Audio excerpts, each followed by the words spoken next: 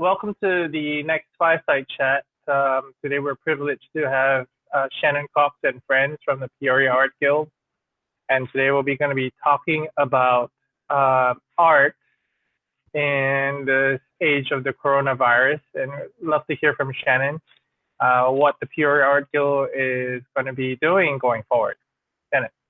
Yeah, I invited some of my friends. I have Mary Jo Papich, who is another planner of events in the Peoria area. She does the Peoria Jazz and Art Festival that's supposed to take place in June. I have Jenny Hockey with us. Jenny is a volunteer at the Art Guild, has been instrumental in helping us with our education programs and grants. Nick Conrad is here from the Peoria Park District. We partner with the Park District for the Fine Art Fair. So we're really working closely with them and relying on their guidance for our event. And Leilani down here, Leilani Luft is she still here? Yeah, Leilani's here. Okay, I'm sorry, I lost her a minute. Leilani's the vice president at the Peoria Art Guild. So I invited her along. She's also an event planner, so has some probably some feedback as far as she works at the Dome and plans their events in Pekin. So they've got a big summer plan. So I thought she might be a good one. But I just thought we could start out talking a little bit about the fair and where we're at with that and the challenges we're facing and the things that we're thinking about outside of the box. And then we can move into a little bit more about education and virtual stuff that we're also doing at the Art Guild. So Nick, do you want to talk a little bit about the fair and what the Park District, I mean, you guys are, the supporters of a lot of big events on the riverfront. So I know we really are relying on your, expertise on these things.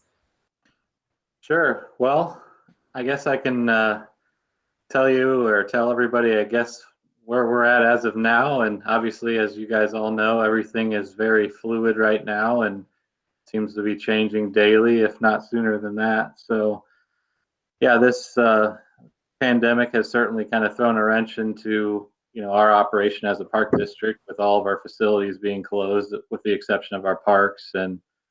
And as far as we are looking at, as far as events, as of now, we're really looking towards late summer, early fall, till we might even be allowed. And we're still unsure, if we'll be allowed to host events such as the Fine Art Fair that generally draw thousands of people on a certain day.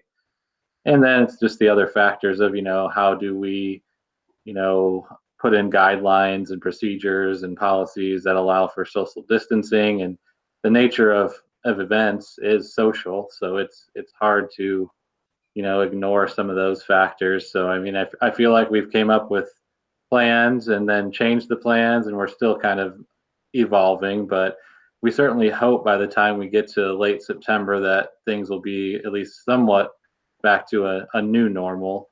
But yeah, it's definitely been a challenging, last several weeks. But I think in obviously to Shannon and the Art Guild's credit, and along with some of our other partners and groups that we work with, everybody's been very open to the idea and flexible. And I think that that's going to be our best plan moving forward, is to just be as open-minded as we can and understand things will keep changing. And we hope that by the time the fair rolls around, that we'll be able to host thousands of people again.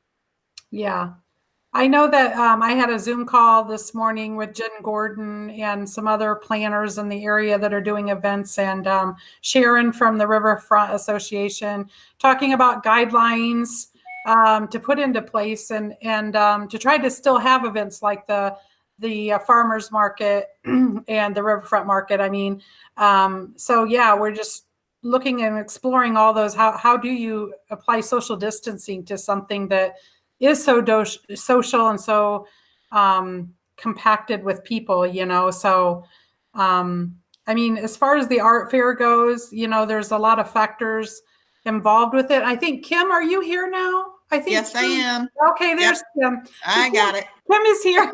She's the co-director at the Art Guild for the Fine Art Fair. So she's my planner, and so we're in this together. And some of the things that we're struggling with, or some of the challenges are, we're in that planning period, and I think you don't want to get too far into it. In September, like if it was in June, we'd know we're just not having the fair, but we're just kind of teetering right now, and we're praying that we can, and it might look differently. I know for sure we keep an eye on the artist forums and what's going on there, and a lot of the artists, this is their lifestyle. They go from fair to fair all year long. So they're supposed to be attending fairs right now, and they're being canceled, which is cutting into their finances, and so they necessarily might not have the money to apply for the fair. And then they're very apprehensive about, if we apply, are we going to get a refund? So Kim and I have worked really, really hard about making sure that we can make them happy and refund their money, because we don't want to keep their money if we can't have the fair. I mean, that's just not right. So we want to make them comfortable in applying. And usually by this time we have between 200 and 250 artists applied for the fair. And I think at this time, Kim, maybe 90 we have? 90 today, yeah. 90. Yeah. And they're good, 90 good artists. And we usually jury it, and we keep 130. So, that's not terrible. We could still have a fair with that. They're good artists, but it's just may look differently this year. So that's some of the struggles and challenges, and just engaging, finding that sweet spot. But when you engage with sponsors, I mean, right now everybody's hanging on to their finances for good reason. But we rely a lot on sponsorships for the fair. So that's another challenge that we may have. So the fair may, if we do have it, I'm certain it's going to look different this year than normal. We've been tracking all the other fairs, no matter where they're located, that are taking place in September. And I look at those every day. And so far, I haven't seen any September fairs cancel. Some are going to refund artists money. Some are not, after they apply. There's a lot of things just all over the board. We did extend our application date so that artists could apply a little bit later, after they knew what was going to, have a little bit of this under their belt and know what's going on a little bit. And some of the other fairs, a lot of them, they have not extended their dates. They're sticking with, the 1st of May, and that's it, and make your decision by then. So we're trying to be very accommodating to the artists as much as we possibly can, and know that that's going to affect how quickly we're going to have to jump into action if, it's 2 months down the road and it's like, yep, we're having a fair. Oh my gosh. Okay, let's go. Yeah. And that's want to be ready. Kim and I have said, this is our 3rd year of planning the fair together. And thankfully it's not the first, because we have a pretty good grasp about what's going on now. Whereas the first year or two, we were a little, so, we feel like we can pull it off at the last minute if we need to. And we have, oh my gosh, our board and committees and, so many people around us will make it happen. But yeah, it's just unusual circumstance. Yeah. The other thing, yeah, go ahead. No, but really, I think just to be talking about the fair a little bit, I think this is a great opportunity to look at new ways to engage. For the first time, the fair has been a Peoria-based geographic region. For the first time, this is the opportunity to engage on a national level, right? What is the opportunity for that to happen had the pandemic and outbreak not happened? I don't think we'll be thinking about that right now, right? The geographic restriction that is typically part of any sort of place-based event now has an opportunity for a hybrid model.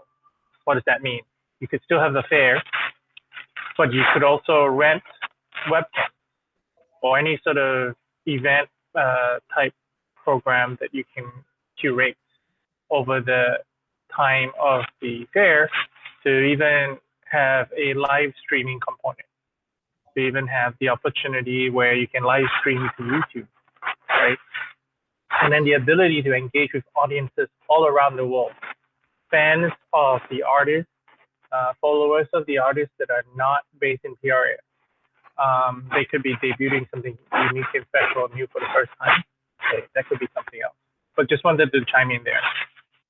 Yeah, Andrew and I had a extensive conversation about this the other day, and it's a really cool thought, and Kim and I in our last board meeting, we talked, well, maybe we could have a virtual art fair, and then we were kind of like, I don't know, how could we do it? But I think,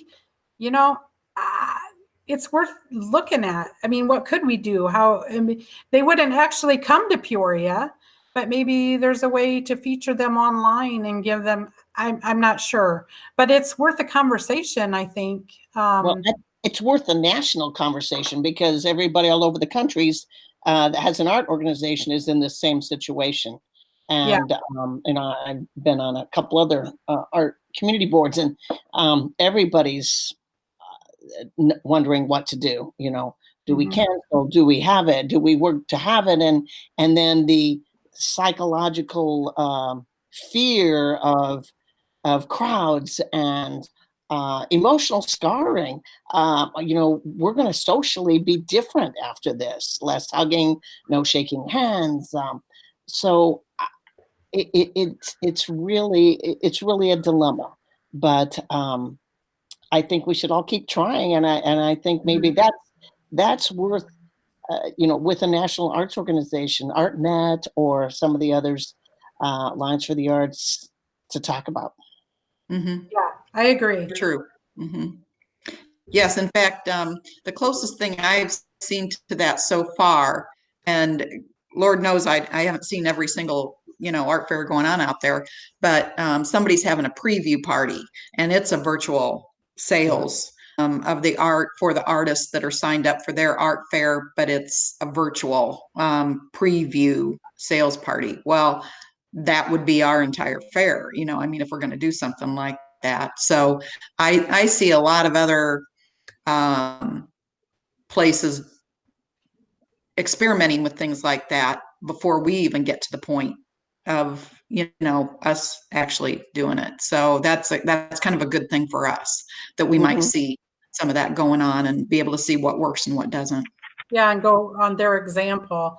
I would pray that it wouldn't be like this forever. I would not wish that we never had an art fair again. But if we could do something a little different this year and still support our artists and give them some chances to sell some art, it'd be awesome. And to build on what Kim has kind of shared, really it's the idea of experimenting, and art is all about experimentation.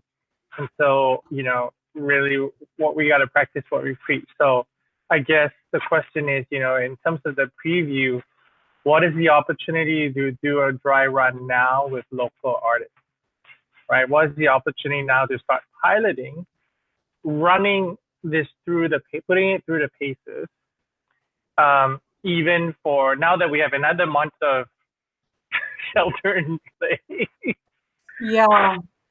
Can we just very quickly put together something of, here's how we think, the Fine Arts Fair could look like over several days. But let's just do maybe like a 1 to 2 hour or 90-minute thing where we can feature 2 to 3 artists and see if this is something that's doable, right? Very small experimentation to validate the assumption of like, hey, is this something that we can pull off given the resources, given the, your ability to handle technology, etc. Who can you work with and all that. But really it's a curation process, right? So if you look at art, a lot of the art is not just about the art, but it's the process of introducing the art. It's the process of explaining behind why they did what they did.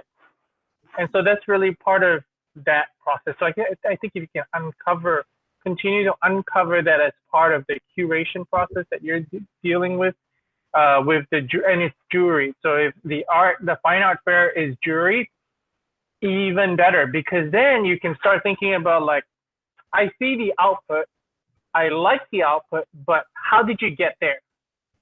right? So it borders on the educational as well as the ability to share and curate and facilitate these conversations.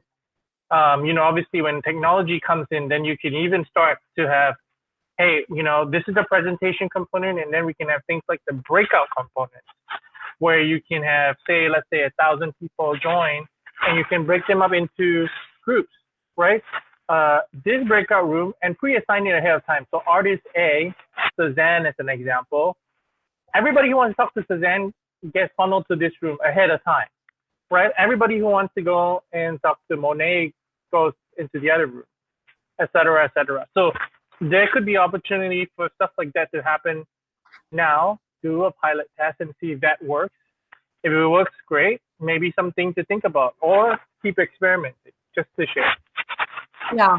And one thing that I'm doing and starting actually tomorrow will be the first one at 3:00. We're working with our local artists, or not local artists. So, yeah, they are local artists, but our artist members, we're starting with them and doing some interviews, Zoom interviews with them, to not only talk about the art that they are creating right now, like during these times, what are you doing, and but talking about their story, what brought you into art, and what is your process, and how does that work? So we are in somewhat experimenting with that, and if we could figure out how to put that together, yeah, I think that's a great idea, because you can put a piece of art up from an artist, but to know the story behind it and know more about that artist, that adds a whole new dimension to it. I wonder too, with the need for social distancing. I know the Park District's properties, I was thinking of Glen Oak especially, that there are so many acres there. Could you have an art show where that you're really spread apart so you could handle people coming up? Glen Oak has that entrance so that you could ticket people there and have them come in and park. But then they're wandering around a lot further, with a good map to find the artists and see. That is such a great idea. A promenade in the park for the 2020 Peoria Fine Art Fair. I like it. I mean, it's another option. Yeah, and Do you have any thoughts on that? Well, we certainly have lots of parks and lots of green space and acres that we own. So, yeah, which we're learning is, that's one interesting thing about everything going on, that with our parks being open and basically everything else shut down, the usage in our parks is at an all-time high. But we also have to take care of those parks with limited resources. But in saying that, to your original point, I think that it definitely has some merit and is worth further exploration and for the Fine Art Fair, but possibly other events, because if there is more space typically in some of our larger parks, I think there are obviously some other challenges. The riverfront is more set up for events with the infrastructure it has in place and parking nearby.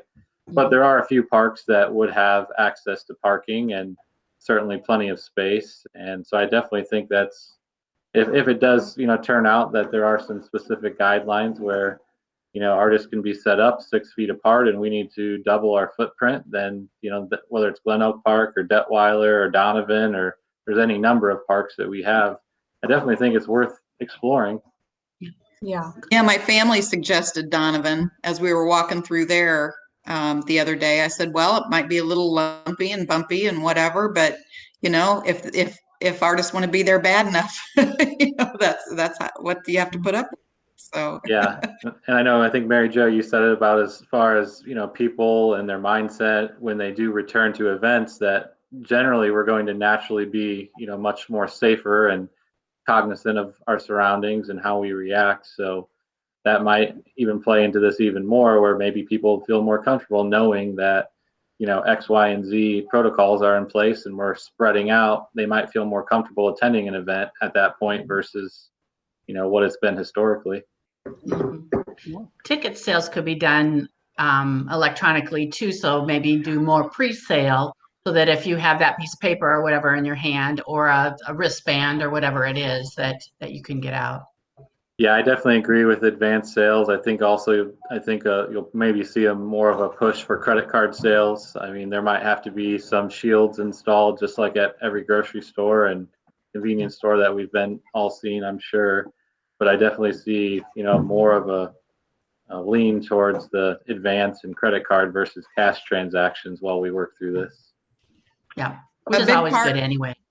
A big part of our fine art fair is not only the artists and the art guild, but Peoria. And so, that's another reason that we really, want to have an art fair, no matter, whether it looks the same or doesn't, but we really want to do that. And Nick, this goes, with you guys.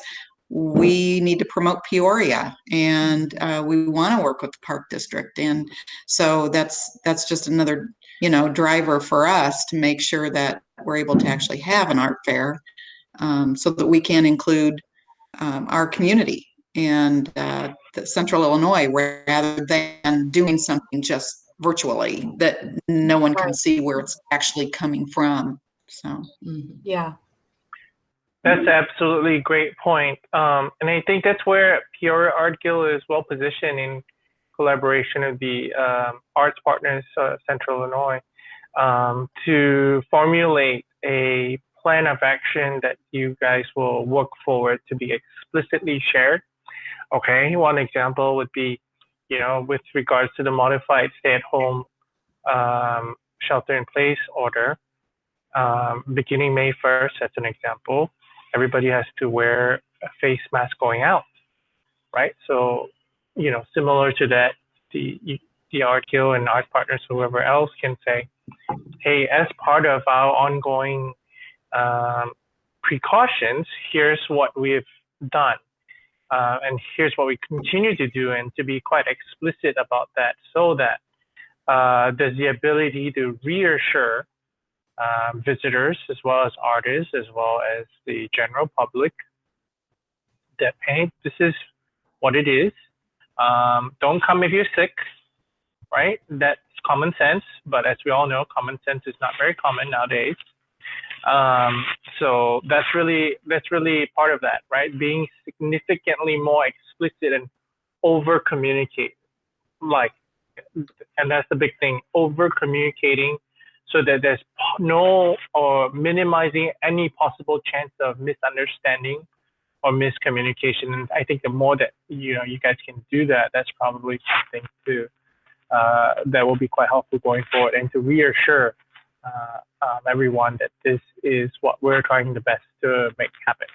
Yeah. When you were talking about face masks too, my mind immediately went to artistically, maybe we have our artists draw and print our own face masks, or have certain runs of them. So that would be absolutely exciting. Yeah. So I was thinking about Darth Vader face mask, Star Wars. Yeah. And you could have a competition on the, just like you do in a Halloween costume.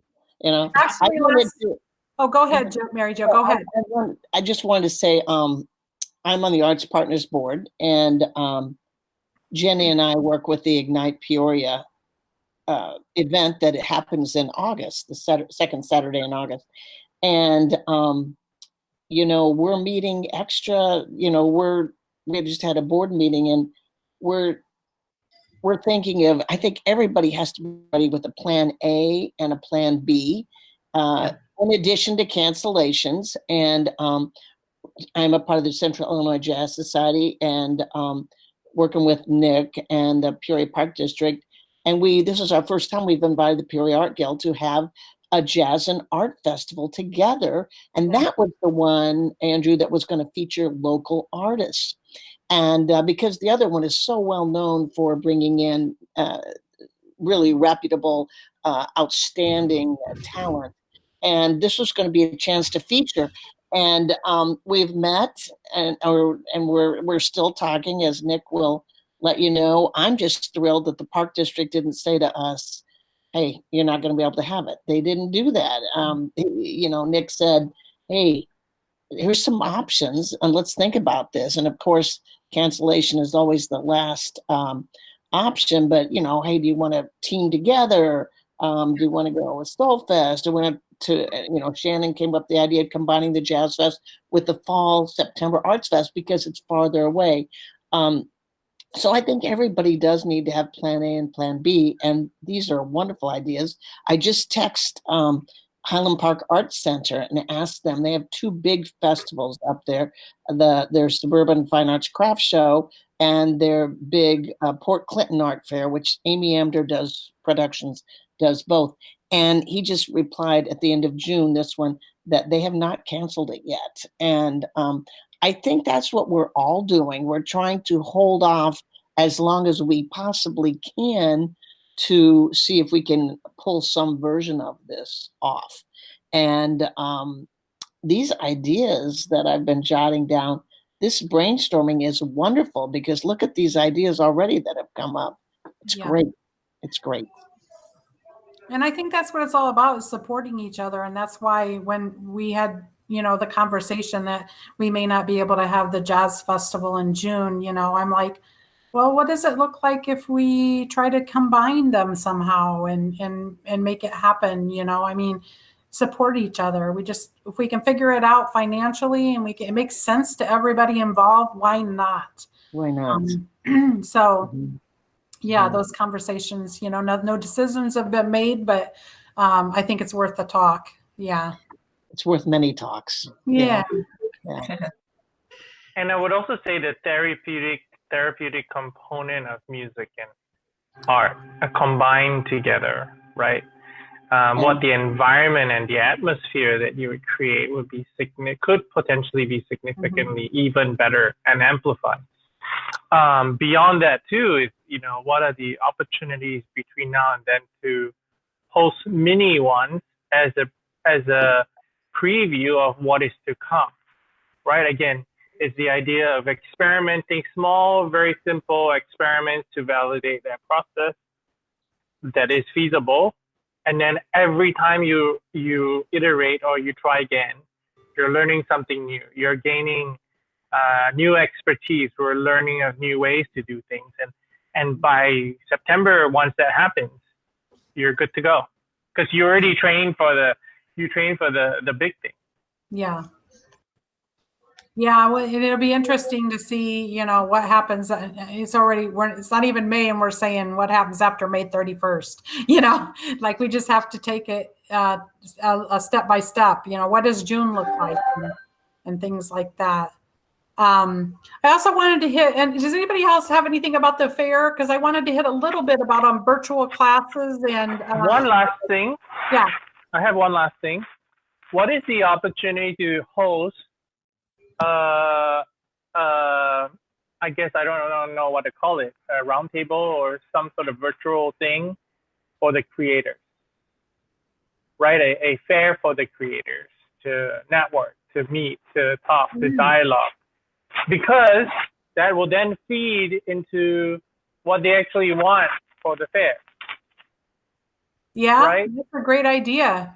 And then the other part that you could also host is for the patrons of the arts, right? Whatever that looks like, the audiences that you attract. You could hold the other one. So now you have two groups. You have the creators, and then you have the people who enjoy art. What do you want? How can we make it happen? You're doing research. Yeah. But very informally. Right. Yeah, that's a great idea. I like that. Being able to reach out to especially some of the artists that have came to our fair for years, and they know how things, operate at the fair. Invite those artists in and have a roundtable talk with them, like this, and just throw ideas out there. You throw everything out there and you see what happens, They're the ones that are asking us questions and making us think about different things. It started early on asking, what about refunds and what happens if it does cancel and this, that, and the other. So yeah, they'd be the ones to talk to make some decisions down the road. Yeah. That pre-sale idea too is really interesting because it gives people a chance to have some sort of exclusive chance to buy from their favorite artist. You know, maybe they have something special they've done this year or whatever. And if you come to the pre-sale event, maybe you pay something to get in there or whatever, that you have a chance to buy. And it also lays out that, I don't know, where you're putting out something that somebody just starts to want so bad because it's exclusive, you know, or whatever it is. Right. That's an interesting idea. I don't know if Kim or Andrew, I don't remember who was talking about that, but I thought that was really interesting. Yes, and remind me to send you, Shannon, the webinar I just saw yesterday on membership. Oh, Why yeah. membership? Did I send it to you already? No, but I'd love to see it. So just to build on, I'm sorry, I forget your name.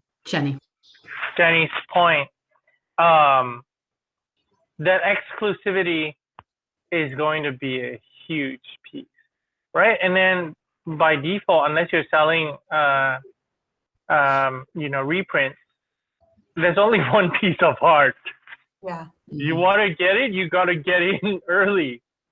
So that could be another opportunity to start thinking about where are the parts of the art fair that are the higher value propositions for very, very specific type of people. Art collectors as one of them could potentially be a big piece. Mm-hmm. And the other thing I thought about a couple of times during this conversation is with the Big Picture Festival in the area. There's such a resource of videographers. And so, I mean, to help us with this, if we have to move to this, you know, we have those resources, because I'm not a videographer, but if we can use them to help us to make this happen, I mean, that's amazing. And I don't think a lot of, maybe so, but I mean, I just think there's a lot of that in our community, a lot of those talents. So that's kind of cool. Yeah. Yeah. So, can I be a bit presumptuous? Can I just say that 2020 is going to be the best Peoria Art Fair ever? I hope so. We're just going to declare it, and it's going to happen, and we're going to make it happen. It sounds like a plan. Well, I'm telling you, after last year, it can't be much worse. I mean, last year was I don't know, Andrew, if you made it to the fair last year, but on Friday night, I didn't, unfortunately. We had a tornado siren go off on Friday night with the riverfront full of people. Saturday, we had a okay day. We had a good window of time, but Sunday it rained like cats and dogs, and we survived. And it was, I mean, it was okay, but it's it'll be better this year. It will. I just know it will. Yeah. The weather forecast for that weekend was so terrible that we had artists canceling like you would not believe. I could not keep up with the emails from the artists saying, "Oh, can't make it. Can't make it." Yeah, right. Okay.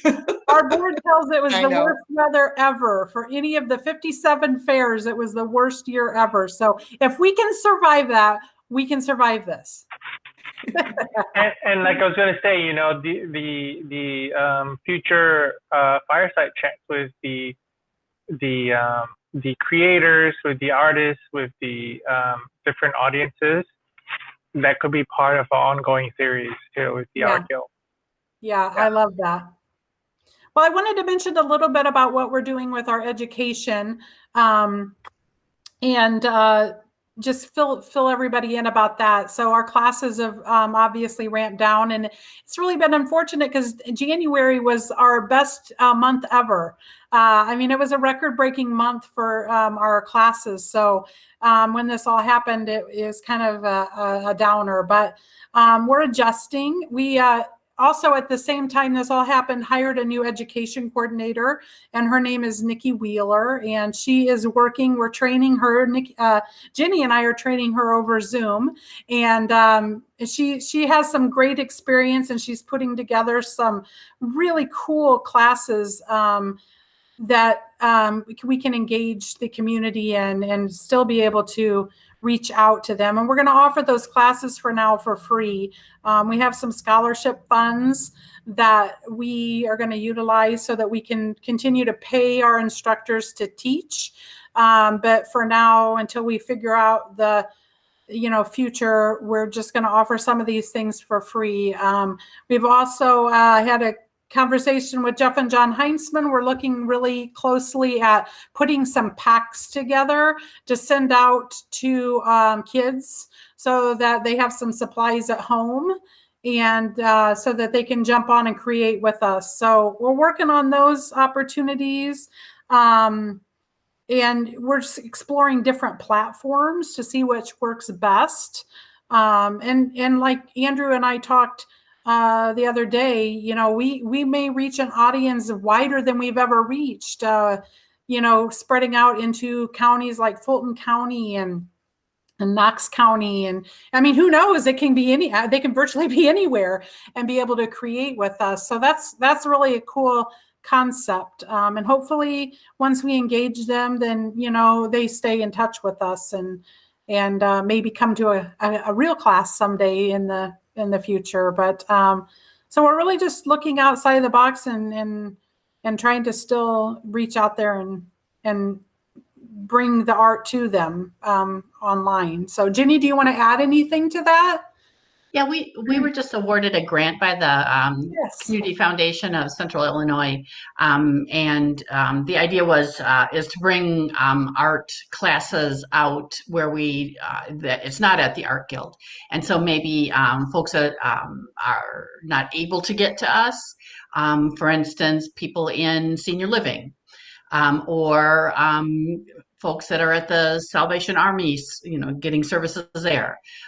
Folks all the way out in Stark County, that's a heck of a drive to come into Peoria to take an art class. And so now we have funds to not only hire our teachers to go to those places, but also for materials that we're going to develop, like a kind of a walking kit for the teacher to just set up and go. So we're really excited about that. And that will be, we just got it like in the last month or so. So we've got to conceptualize how that's going to be. And, in a way, now we've got the opportunity to kind of rethink how we can deliver those services too. And yeah, I actually spoke to the Community Foundation when the grant was awarded, and they asked us, how utilizing these funds in these new times. And I said, when we wrote this grant, we looked at it as if, we would have like a backpack and the teachers would go to the neighborhood house or the Salvation Army or wherever that may be, the assisted living, and they would educate there. But now it brings in a whole new, we could maybe do it virtually. We send the packets and we do it virtually. So, that's kind of something we didn't think about when we wrote the grant, but now that, that's what we're looking at. So, yeah, there's some cool concepts, and we're just, trying to be creative. We actually made the decision today. We were planning on having our member show, and putting it on the wall and having a first Friday like we've always done. But, we are not going to be able to do that. So we're going to do it virtually. Jeff and John are going to come in and we're going to hang the show. We're going to do a video, talk about the artist and their work, and let them sell it online. And expanding on that, I am setting up Zoom calls, like I said, with artists to really get into the grit of what they're doing, what their processes are, who they are. And that's some pretty cool exposure for them. And so we want to support our artist members that way. And that reaches a lot further than online. Who knows who might see that and be, oh, I love that piece, and purchase it from them. So, it's kind of an exciting opportunity too. And we just have to be fluid, I think. If I may build on all that awesome idea storming, if you will. So with regards to the business model, have you explored the opportunity of a pay what you can model? For example, if the cost of the class is, say, $20, you could go from $1 to $5 to $10 and then $20. Yeah. Right? So then that's an opportunity for those who cannot afford it to pay just $1. And then for those who can pay full price, pay the $20. So that way you're still not losing out that way, and you're still providing access where access is required, right? Or not required, but just broadening the base of the audience. The other part to that, with regards to the whole backpack and sending stuff off, late last year, was it late last year, early this year, have you ever had a remote wine tasting experience? That sounds So- pretty awesome. Can you connect? Oh us my God. with that? Yes, actually, it's Christelle Fausto. Christelle had and we had it at the Nest as an experiment. So there's a family vineyard in California, and they had their sommelier Zoom in. They pre-delivered the wines, and yeah, it was a really interesting experience. That sounds really fun. Yeah, I'm always so up for that. so then, you know, how is that any different from doing classes remotely? Is it? It's the experience you're building. Is the connection, the authentic connections that you're building, regardless of whether you're in person or not, because of what you see on the camera, as long as you have the camera on, it's essentially the same thing. What you see is what you get. Yes, I may not be able to shake your head or do anything of that sort, but really, you know, if your personality is able to come across the camera, imagine what more that could be when you meet in person after meeting people, you know, on camera after a while. Yeah. This might be really good, though, for people that are introverts that don't want to go out, and they might want to feel comfortable experimenting it in their own home. You might get more participants. Yeah. Right. Yeah, Especially with absolutely. art, you know, they Yeah. may be apprehensive because, oh, I really can't draw that well, or whatever it is, and they may be more, you know, apt to explore being at home. We're hoping so. We're hoping that people will engage in it, and we have thought about throwing a donation aspect out there for those classes, and even having some donations for the supplies. If we need them at some point, where we say, you know, we can put together 6 programs or 6 activities for kids, and the kit may cost $20. Would you donate $20 for one kid or something? So Yeah. we're talking, you know, we're just trying to come up with new ideas. Yeah, and you could have curbside pickup for your kids. Yep. Yeah, And True. yeah, absolutely. And then we can just set them in the foyer. They just walk in and pick up their kit. And also Jeff and John Heinzman, those guys, I tell you, they have been delivering laptops. I think over 700 kids, they've delivered laptops in Peoria for days. They said they delivered laptops till 7:00 last night. Wow. And they said, we'll deliver the art packs, you know, if we have to. So, you know, they're saints. They're just, They are saints. They are. And so we're just, you know, the Art Guild is just trying to be progressive and trying to keep a steady step forward and do what we can. And that's all we can do. So I have another idea that popped in. So are you familiar with Tom's Shoes? Yes. So you buy one, you get one, right? Right. And that goes to somebody. So why not have an opportunity whereby if somebody buys one at full price or whatever the price point is, somebody else gets one. Somebody else in need gets a pack. That's a great idea. Like the art pack. I like that. Yeah. Right? Yeah. So suddenly it's not just paying for the class, but, you know, doubling the value of what they are doing for themselves, but also for others. Yeah. And teaching them to also give. Yeah. Yeah. There's a lot of opportunity to come out of this. Such a negative thing that we're going through, but there's a lot of positives to it. Yeah. I think another thing to always brainstorm on is, you know, nonprofits need their membership base to grow.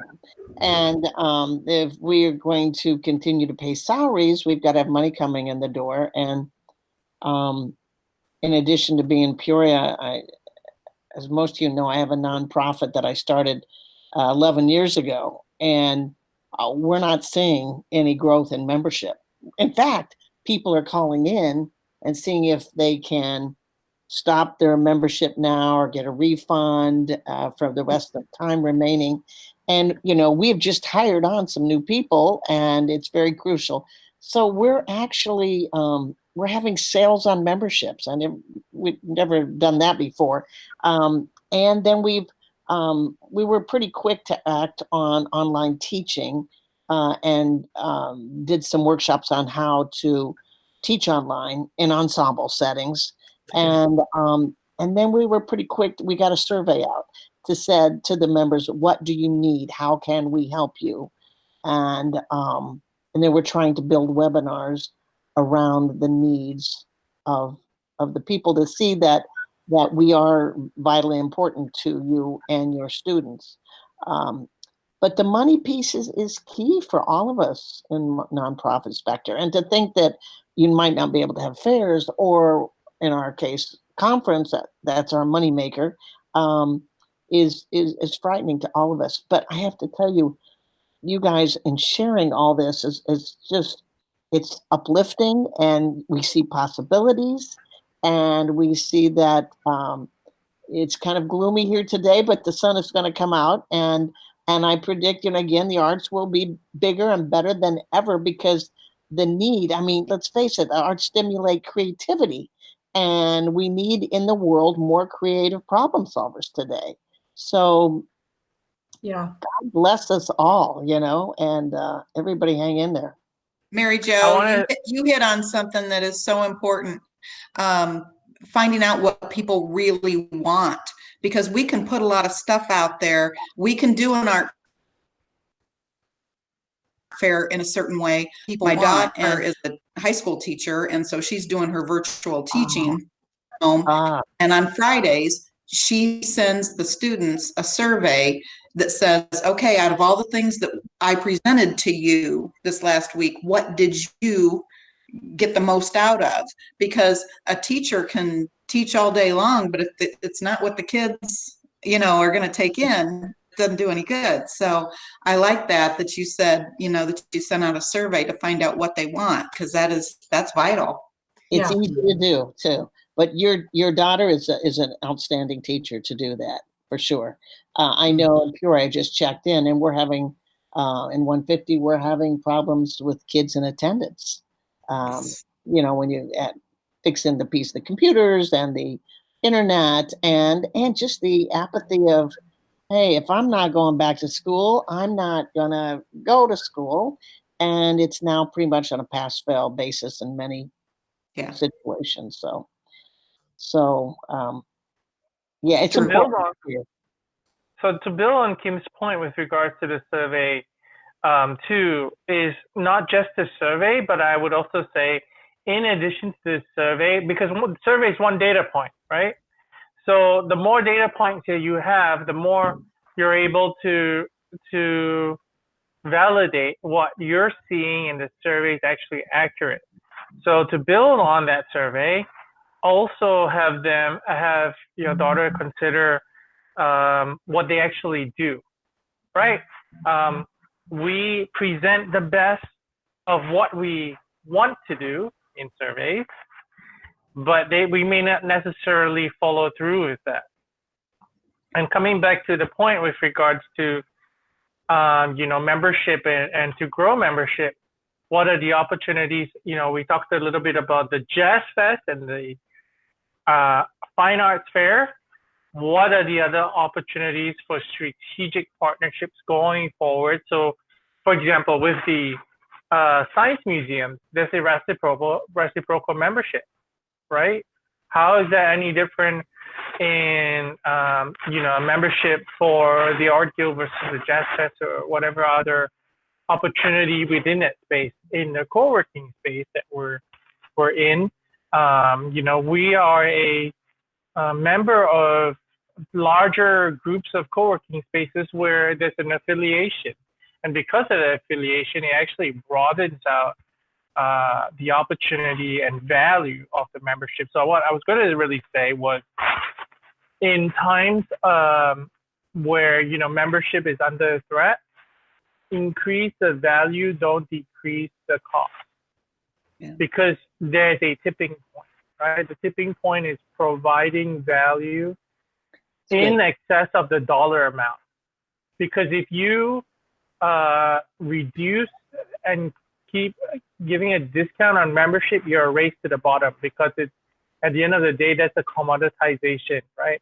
So then you think about, like, why did Starbucks, how is Starbucks competing against Dunkin' Donuts, against McDonald's, against everybody else? Why did Starbucks go from Starbucks coffee? They did a rebrand from Starbucks coffee to Starbucks, right? Because it's a Starbucks experience. They named their cup sizes. They didn't name their cup sizes small, medium, and large, right? Like Dunkin' Donuts and everybody else. They named it tall, grande, and venti, essentially small, medium, and large in Italian. I don't speak Italian, but I'm guessing. Because it was to take away the comparison between everybody else. It was the differentiation piece of, actually, I'm different, but I'm still the same. And it was the value of the experience that they were providing, more so than just the coffee or anything else that they were serving. And they sell these really, really cool mugs. Can you see this? Yeah. That I'm drinking out of right now. There you go. That's the experience. My Starbucks Starbucks coffee mug. And that's one thing I'm trying to do right now is take the extra time that I have and doing not only projects that have been on the back burner for a while, but also really concentrating on how do I support my artists, my artist members. And so that's why, you know, it's kind of cool that I should be doing that all the time.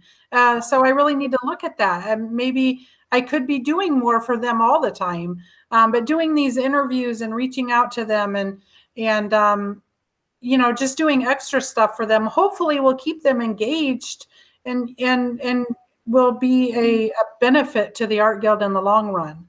Mm-hmm. One more thing I wanted to share also, we talked a lot about understanding the needs of the students and the customers, but also doing an asset assessment of what you have already around you. Because I think that's going to be important, right? Like, we have so many assets, right? For example, the downtime right now, the asset that we could potentially leverage is the time that we have to strategically think about how we can springboard forward. Right? What are the things that were on the back burner that you're now able to take a closer look at? Mm-hmm. And then look at reprioritizing based on the assessment of everything around you. So that's really part of what I'm hoping to you know, speak with all the different communities. I'm so privileged today to speak with the art community. Artists are resourceful people, right? We have stuff around us. We have the ability to create things. I like that part, because the ability to think outside of what people don't see and to create something from nothing. And the more that we can look at that around us and say, hey, we are a resilient community, and we're able to assess where we are in our place in life, in our business, we're going to be fine. We just have to do something that we've been putting off, that we should have done, could have done, but yeah, kind of like, you know, comfortable space. We're in a comfortable space. This is a great reset right now for us to, Yeah, I mean, I've always said that working together is so important and supporting each other, but now more than ever, we have to hold each other up, and we have to be non-competitive, and we have to, you know, rely on each other's resources to get through this. And I think in the end, we'll be stronger for it. Yes. So if I can share one more thing on that is, you know, understanding the difference between when you need to collaborate and when you need to compete. A lot of times we look at other people and I was like, hey, I want to be like that, right? So then you start having that competition. Whereas, you know, perhaps considering reframing the competition to be your past baseline. My baseline last year was here. I'm in a competition for myself to get there, 1 step higher, 2 steps higher, whatever that looks like. And then say, hey, you know, what's the opportunity that together we can achieve more, right? Like, imagine we have a pizza pie in this region. If we're all competing for the slice of pie, instead of growing the pizza, everybody's slice is going to be the same. But if we think about working together, we're going to grow the pie, which means that the slice of pizza that you actually get is going to grow anyway. Right. Yep, absolutely. And who doesn't want more pizza? Good point. And so in the resources, Andrew, you're going to send us information about the membership and the wine sharing party, right? Yeah. Yes, absolutely. Does anybody else have anything to add? Lalani, do you have anything to talk about? I mean, you do a lot of planning, a lot of summer events, and I know it's been a struggle for you as well. And Yeah. and your stuff is, you know, it's entertainment and art. So, I mean, do you have anything you want to add? No, I mean, I'm just taking it all in, and we're constantly right now strategizing if this moves forward. What do we do? I mean, we have a venue here, we have ball fields and different stuff, and like, what does our future look like? So, I mean, we don't have any answers, but we are constantly looking at the different ideas and trying to be creative in our thoughts and thinking outside of the box and how we can make all of this work. I know, and it's kind of crazy how like one day, one afternoon, I'll be on this thought process and I'll be like, oh yeah, that's what we're going to do. And I feel so good about it. And the next morning I wake up and I'm like, well, that was dumb. That's not going to work. Yeah. And then in the afternoon, a new, you know, and it's just this like constant flow of thoughts and, yeah, and lots of meditation going on. Yeah. Everybody's going through it. So, that's one thing I've learned from these chats is that we're all in the same boat. Yes. I wanted to say hi to Jack Crouch. I noticed he's been here with us. He's one of our artist teachers. Oh, I think we actually had to cancel his class, but we hope to have him back. So that was really great that he could join us here too. Yeah, absolutely. We're looking forward to reaching out to our instructors at the Guild that have been with us all this time and having them get out there and teach for us and continue to be able to pay them. So yeah, soon, very soon. Yeah. If I may add one last thing, you know, it's also important to suspend judgment, right? The ideas come. And it's the idea of the process of, okay, it's an idea, but you don't know what you don't know until you put the idea to the pressure test, right? So can you very quickly and simply design a simple, very, very simple experiment to test if the idea has legs, at least one part of it, idea, and to be able to suspend judgment for that period of time, whatever time you have, so that you can see if the idea actually has legs to be developed further. And that's something that you know, I like to offer to everyone on this call and for those viewing. If you want to run an experiment, I can work with you to develop what that experiment could look like in a very, very simple and short time frame, so that you can actually test and actually validate if the assumption or the idea that you want to create makes sense for you. We appreciate that, Andrew. You're a wealth of information. So I am so thankful that I ran into you at the Business of Art and got to know you and, you know, just calling you up and running ideas past you. And you're so optimistic and we appreciate that. My pleasure. Any last thoughts? We're about 3 o'clock.